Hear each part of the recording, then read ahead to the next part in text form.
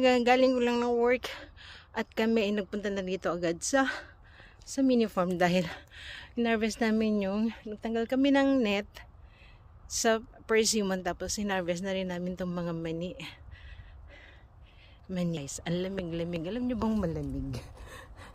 Pero sa sobrang pagod, ang init, grabe. Ayan guys, ang laki oh. Yan. Masarap pong kumain, mahirap pong mag-harvest. Aray ko. Ayan oh. Ang lalaki nila. Mahugasan. Hindi ko alam kung makakapaglaga ako ngayon or tomorrow na lang. Ay, Jaska. Ayan oh. Yan.